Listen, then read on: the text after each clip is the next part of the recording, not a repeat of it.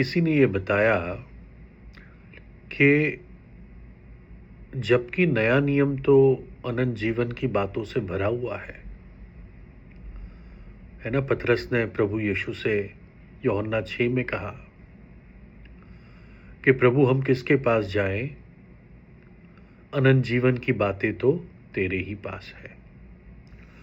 लेकिन पुराने नियम में अनंत जीवन का जिक्र इतना नहीं है, क्योंकि प्रभु यीशु तो स्वयं अनंत जीवन है जो देह धार कर इस पृथ्वी पर आया। लेकिन पुराने नियम में बताते हैं कि 2 बार ही अनंत जीवन का जिक्र किया गया।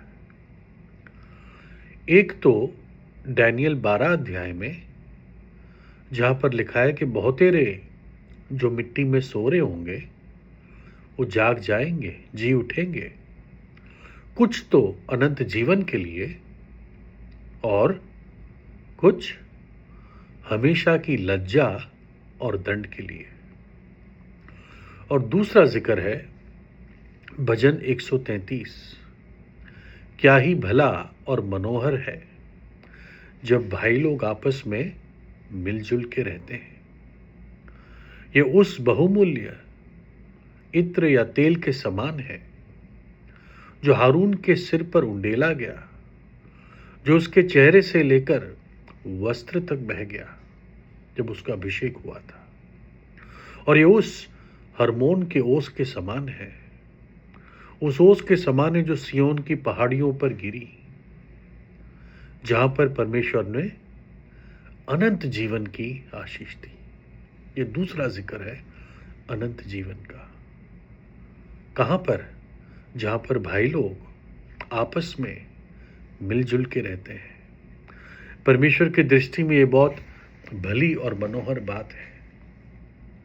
और आप धन्य हैं अगर आपके पास ऐसे भाई लोग हैं जो प्रेम में निस्वार्थ रूप से, मसीह के प्रेम के कारण, सेवा के कारण नहीं, मसीह के प्रेम के कारण आपके साथ जुड़े हुए हैं, बने रहते हैं। दाऊद और जोनाथन की तरह कि मृत्यु के बाद भी